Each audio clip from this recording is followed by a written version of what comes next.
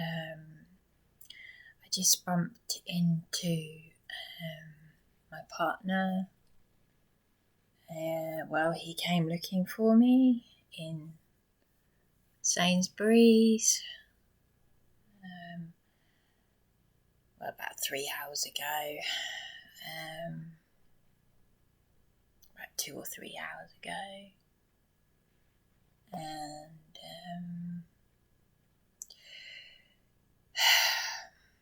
I haven't responded to the text message from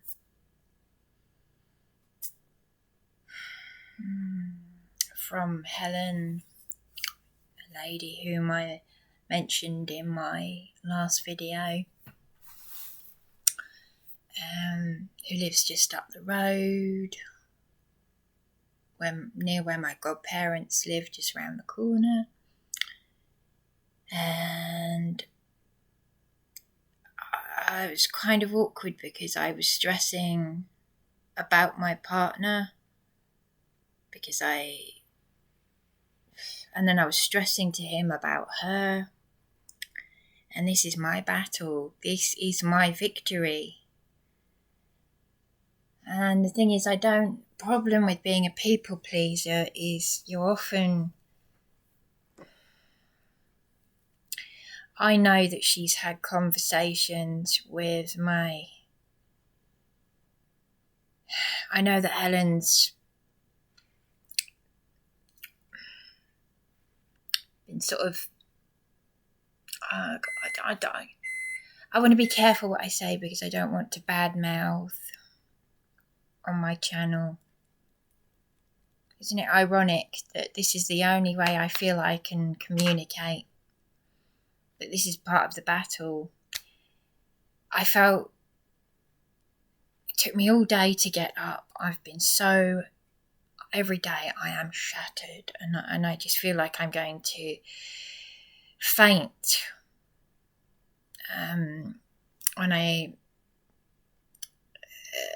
When I get myself up and ready, I just feel fatigued. At 6 p.m, 6 p.m, I was struggling to get up. I'm just shattered, and this is what I was speaking about. Forget about the chemtrails thing that's making everybody in the UK tired. This pandemic, this real pandemic, another one that's orchestrated. It's just this is why I have to stay away from people. I can't be around people. And Helen is overbearing. I don't know how many times yesterday I'd only spent a tiny bit of time with her and she was effing and effing and I don't know how many times she used the F word when she gave me a lift in her van. But she was talking about her sister. I know she's got issues with her family. What frustrates me is the same with my partner. Okay, she's nursing her mother. Well, she's not nursing her, she's looking after her. And her father died in her arms, but they've all got each other. I think she lives with her brother, and he was offered help. I've got to be so careful what I say. I think he had a drugs issue. Apparently, and he went out to a rehab place and claimed they didn't help him. And it turned out he was lying. He dragged her around by her hair. I never asked her about that. And I just feel very frustrated because she said, "Oh, I couldn't help you. My brother's got his issues." But when I was being attacked in that accommodation, he said to me, "Someone should come down there and sort them out for you." And he used that horrible, disgusting C word at Belmore Road, where I was attacked by several criminals, including the one that was mentioned in the national news, is mugging the elderly. I was completely on my own with this, and I know she's spoken to. I know about the narcissism. I know my eldest sister. She's so like my eldest sister. My godmother rang me out of the blue to say that there's a deadly killer out there, and life's a bitch, and she hung up on me. There's been a lot of peculiar behaviour, and the fact that my partner's friend who works for the food bank, she was saying to me last night, "Oh, he sounds like a nutter." He's not. He's a straight-laced sort of, Christian man who does charity work and whatnot, and father figure, and he bizarrely attacked me in the same way that my partner's friend Eben did, and she's a lawyer. And she threatened to dispose of my things. It's the same with Juliet Rawson. I couldn't cope with Juliet and making out that she'd reported the Police Abusing Powers YouTube channel. She's a support worker, and she goes and gets her mum to come in, and because of the stress, whether I was okay, maybe I was overthinking at that point when I said something about the keys. But why would Juliet go away, get me to stay in her home when I've just had my flat brutally taken from me? She wasn't there when I needed her, and she knew about the police assaults. So these crimes, this is all going to be looked at by adult social care. Now, Helen doesn't know any of this, and she's saying we can do it ourselves. You don't need help with adult social care. But crumbs, I mean, I was saying to my partner in Sainsbury's, and then it was rather awkward. She was on the phone and she said she saw me and she said, "Oh, hello there," and gave me a hug and a kiss. And I think she means well. It's really sad, but she said she had a meltdown yesterday, but I think she probably really does mean well, but I can't trust her because it's really, really frustrating, this, because I saw her when we hardly knew each other when we were 12, and then a few years ago, Nightmare on Elm Street. We're at Elm Street with all these nutters and damaged people, and then the way she introduced herself was socially unacceptable. You don't just start diagnosing someone you haven't seen for 30 years and saying, and relating them to yourself, and saying, "Oh, you must have this and that," and she's got an obsession with autism and ADHD. That's all she's talking about. But it's the narcissism that gets to me. That's the bit that gets to me. It's wholly inappropriate. And I was getting so angry because I'm a people pleaser. I actually felt intimidated by her because she was having a go at me a few years ago because I wouldn't live with her. Crumbs, a few hours with her and I've had a headache. And it's just really sad. It really is sad, but frustrating as well. Sussex police contacted my father. I was getting so annoyed. I sat down. My partner had come to look for me because he can't bear to be away from me, even though I'm very upset about a lot of things, quite rightly so. And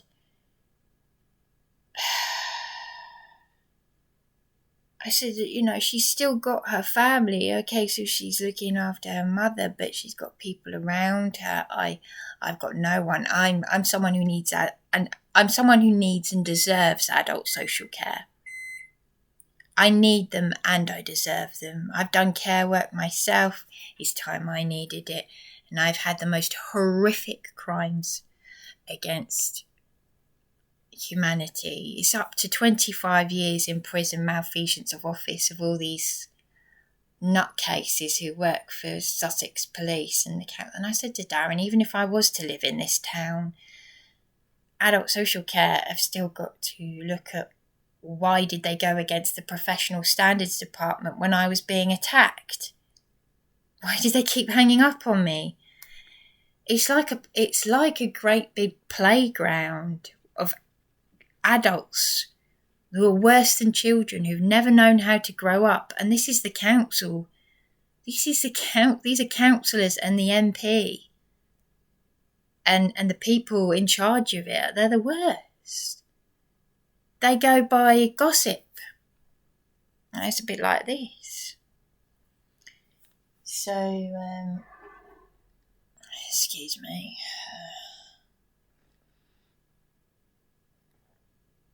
But I mean, the thing about Helen is she does really care about. I think she does. But she did all this gossip, all this talking to my sister and dishonesty. I mean, I had it with Juliet, and Juliet gave me the impression that she could be trusted. I didn't accuse her of being these trolls, even though they actually had her picture and her name, her photograph, and absolutely nobody could have known who she was because I didn't say. I mean, I had never disclosed at that point who Juliet was, and I didn't even know at that point that she'd worked for St Mary's House. So whoever it was pretending to be her, she became very strange towards me in her flat. So maybe I shouldn't have accused Juliet of something without having evidence when I said about the keys. Yes, maybe I was wrong to say that, but she knows I'm not well. And she said she'd finished her cancer treatment, and then she said she was still going through it. And she said that's what her partner had abused her over, that saying, oh, you keep saying you're going through cancer treatment, but you finished it. Well, she did the same with me. And I don't even know her abusive partner. She's got this very abusive partner. And I can't divulge in any information. But I feel very, very upset because I made gifts that I still haven't finished for Juliet. And she never even commented on one of the gifts I made. But either way, this is very serious because they wouldn't allow me into the property to get my things, but they'd only allow Juliet in there. Now, the fact that she's worked for the authorities and she's a witness to crimes, this is still live. Now, Helen doesn't know any of this stuff. All she goes on about is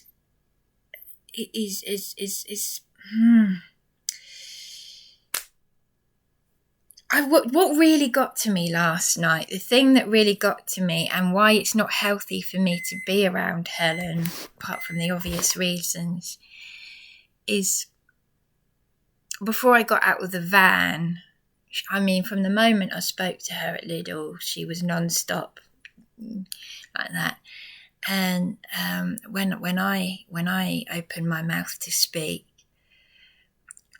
because even when I start speaking about my issues, there's always going to be a lot that people still don't know. And listening is a skill that very few people have. Very few, if any. But she's just like, she'd done all her talking, and then she said, when I went to open my mouth at one point, she said, oh, I don't want to hear it. You're going to upset me with it. And I thought, oh, crumbs. This is a typical, I hate to say it, but it is a typical narcissistic thing. My godmother had her own it was horrendous. I couldn't believe how nasty she was. And my mother had just died back in 2009. She put me down for taking an overdose. She put me down. Well, my mother died when I was 25. Well, so my mother died when I was 27. This woman who's written this article was 26. And she's complaining about what little support she got. But I've got no one. My mother cried for me because I've got no one else. Chloe, the best friend, the childhood best friend who grew up in this house before moving to Bishopstone, who's a mutual friend of Helen's, she was there on my 12th birthday when my father turned up in Seaford. And I said, "Oh, Daddy." And it was very strange because 2 years is a long time when you're 12. So this was my 12th birthday. And my eldest sister came out of nowhere and chased him away. And I burst into tears and it was horrendous. And I never saw him again. I paid the Salvation Army £45 to find him in 2015, and they did, and I got a letter and I sent something to pass on, and then a few years later I found him on Facebook.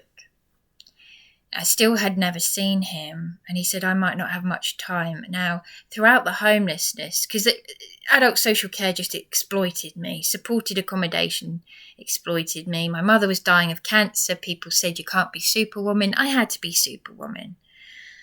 My soulmate mother, and she was proud of me. And to think, you know, even if she hadn't have been my mother, she was an amazing person. With all the stuff that she went through, so the fact that she was proud of me when I felt I had nothing to be proud of, but now I do. That's the irony. I mean, it would just, you know, the best friend who lived in this house, we actually,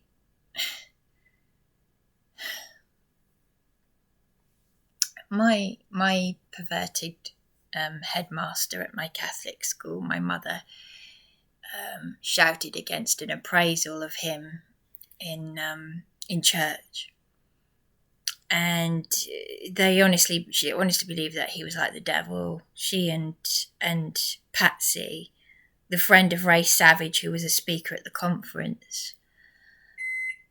And the PTA wanted to get rid of him because he really was like the demon headmaster. And they read that book to us at primary school, ironically. And me and Chloe, when we were 12, we made, with the Barbie dolls, we made a video called The Demon Headmaster, you know, on VHS. And made it crude, and I saw the video she and Gemma made. It's the first time I'd seen the word censored. Ken and Barbie like on top of each other and a censored. But our video was about us leaving primary school and becoming teenagers, young people. And there's my mother. We even got one of the Cindy dolls, or Barbie dolls, that looked like my mother and her mother. She had an Indian Barbie doll, and the funny thing is, it did look like her mother, Jean, with all the nose studs and things and the sari, because at that time Chloe and her mother were into Indian stuff. They used to go to Goa on holiday, and that's why she had her nose pierced. Yeah, but my mum was, you know, I made the Cindy doll sound like my mother, but my mother was a very brave person, very brave, very outspoken.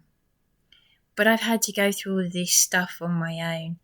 And as I said, I still have, every day, I have to deal with loss.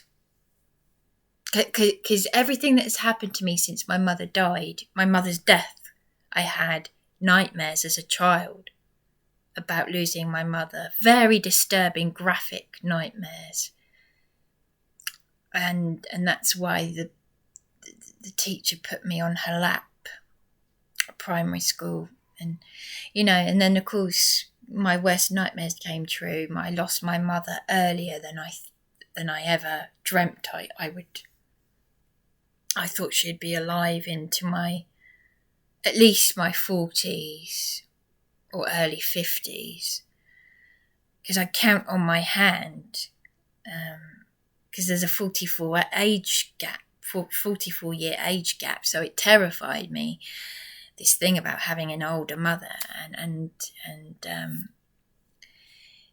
me and Darren are going to go to Newhaven Fort, a museum where my mother would walk around and say, "Oh yes, I remember this, and I remember working on that, and I remember the gas mask." And very few, if any, children of my age, my generation. When we learnt about the Second World War at primary school, none of the children had parents who were old enough. My mother said none of them will be old enough to remember. She said, even I can barely remember. I was a child. So my mother had a history. And my grandmother lived through 2 world wars, and she'd be 118. So there's always been this fear. It's like an older family being so young and vulnerable and childlike, and the trauma, some of which is socially engineered and normalised down here, because up in Buckinghamshire, where a lot of middle class people like my mother, better upbringings, and at that time there were few divorced parents at that time in that affluent area. So to come down here to a town with a port where so many of the parents were divorced, at Tideway, is a culture. My eldest sister had a culture shock and she was 14 and she was kicked out of her home. So she's very damaged, my eldest sister. So the poisoning. And the thing that I was getting so upset in Sainsbury's, because I was saying, look, I'm a people pleaser. I don't show people the real me. I said, I feel safe with you, Darren. Only you get to see the real me. But I can't tell Helen, and I'm being all polite with her, and she can F and blind and like that, and say the hell what she feels. She says exactly how she feels. She doesn't think twice, and she'll do that with other people. But she's doing exactly what she did a few years ago, which is, you need to do this, you need to do that. And it's no different really to my eldest sister dragging me to the bus stop here when I was 15, shouting at me in front of loads of people when I was already very ill, and I've been traumatised by her since the age of 3. Maybe even earlier, because of what I've heard and what's been said to me. But the violence that's passed on, just because I didn't know how to read a bus timetable at that time, and the humiliation, the public humiliation, and she knew what she was doing. She loves it. So it's very interesting that she wrote a letter to Helen saying, I can't deal with you. You remind me too much of my sister, when in actual fact, the two of them are very alike. And the only reason why she came back into my mother's life was because my mother lost her memory. She used to worry herself sick about me. There's so much that was never talked about. This is what causes cancer, rare cancer. She was kicked out at 16 because of her violence. I was just 5 at the time. And so back in 2008, I think it was, my mother thought she was ringing me. She'd lost her memory temporarily. But she ended up ringing my eldest sister, and she hadn't spoken to her for a year because she used to poison me against my mother and my middle sister. So it's so sad, all of this. It really is. She wanted to jump up and down on my father's grave. She told me this when I was 9 years old. This is my eldest sister. She had so much hatred. So I was saying to my partner in Sainsbury's, how the hell does she know? Or who are these people she's had contact with? How does she know about my father's death? How did Sussex police contact him? They've got all our personal information on a system that we can't see. But my eldest sister scared him away on my 12th birthday. I remember I was terrified because she was there, and she wanted him dead because of the violence from him to her. And Sussex police I'm reported missing in the Herald newspaper. And these psychopaths contact him. I'm talking about Sussex police.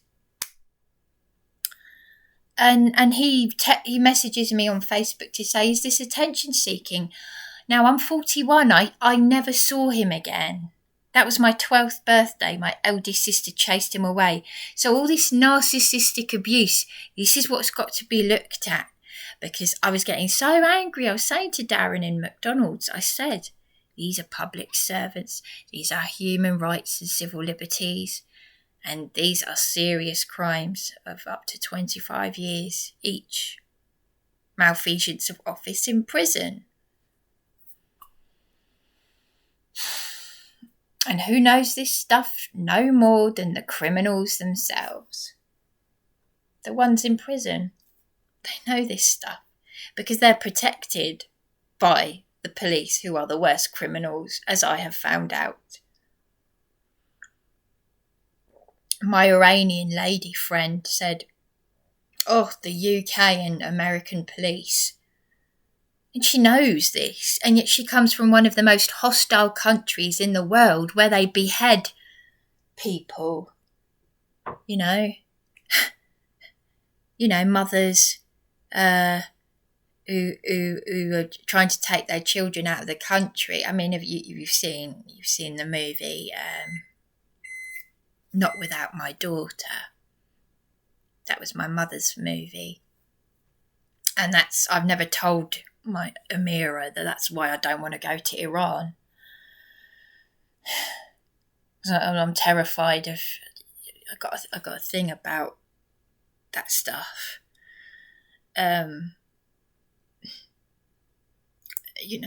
What they do to human beings to this day in the Middle East. And yet, Middle Eastern culture, they know how to.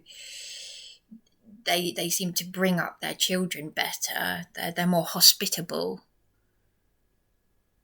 They behave better than us Westerners, who are so uncivilized. These criminals, these psychopath politicians they'll say, oh, this is an uncivilized. The indigenous people are uncivilized. Uncivilized. You only have to walk out the door to see what people are letting their children get up to, and it's always been like that. British, I've always been ashamed to be British, and to go abroad, and British women have got such a terrible reputation. And the way some of these foreigners look at you because they know that you're British and they think that means you're easy. I'm so ashamed though. I'm so ashamed of my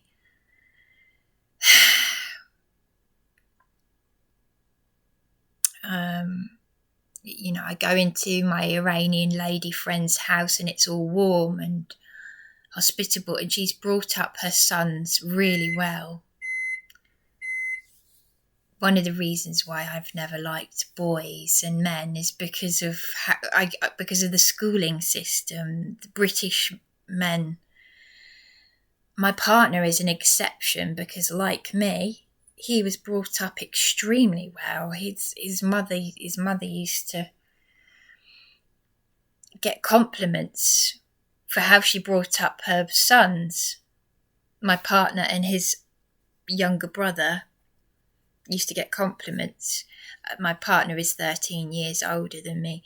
My mother used to get compliments for how she brought us up, to the point where my middle sister, who's now transgender, when she was little, she'd hold the door open for people, and if they didn't say thank you, she'd go up to them and say, "Excuse me, I've just held the door open for you."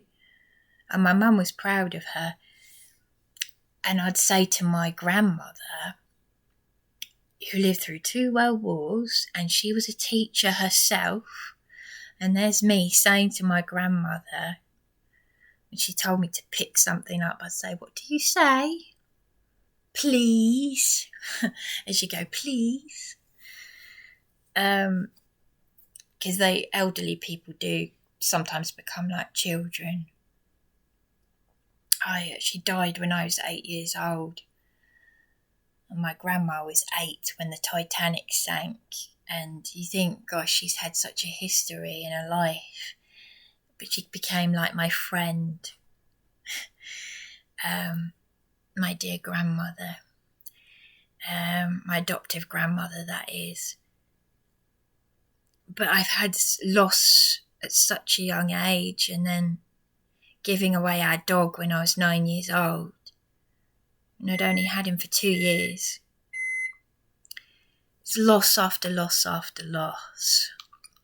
And I think this fear has always been there. So if no one's going to question you and no one's going to spend time with you and listen to you, but all the while they're saying, as my mum did, she said to people, "Bryony's the only person who seems to have come out of this, and she seems to be okay." Because I was 4 when my parents divorced. You're not going to see it in a 4-year-old. You're not going to see the trauma. And someone said to her, "Oh no, she will have been more affected than you realise." And even I did not see what was coming, because you don't. One day, the programming will break down, and you'll get to that point, and you'll just have a major meltdown, a breakdown. And in children, as I said, autism and trauma look exactly the same. So you wouldn't be able to tell the difference. The behaviours of a child that's been traumatised look the same as a child with autism. And you've got to be very, very careful. This is why I don't like this labelling culture. Because it is used, as Jeanette Archer said, by these psychiatrists are the worst Satanists. They're the worst Luciferians because of the mind control and the MK Ultra that has been every institution. It's in every institution. You know about the Tavistock Institute. You know, they're psychopaths, as Mark Devlin said. They are behavioural. They do these studies, they call it studies and surveys. And this is what I feel that Helen has been doing with me. She might genuinely care about me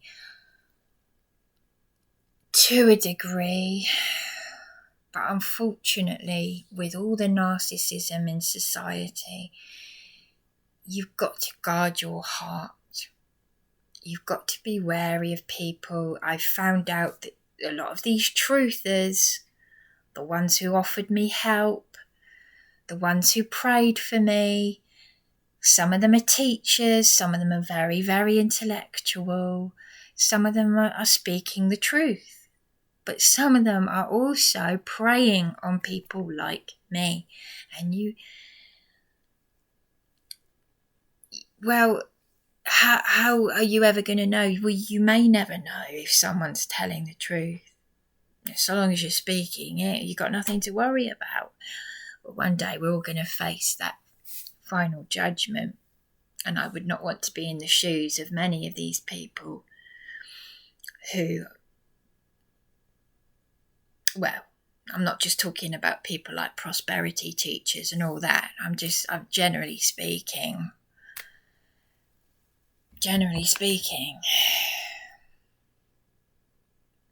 I'm praying for my sisters. I have to keep that safe distance. I mean, both my mother and my middle sister has said how dangerous my eldest sister was, but then my middle sister started doing the same thing. Her behaviour was appalling when my mother died, and my mother's best friend was appalled by her. Now, why have they kept me away from her, my mother's best friend? Is it because she's validating me? All this jealousy. So, anyway, there we go. What can you say? What can you do? Not much, really.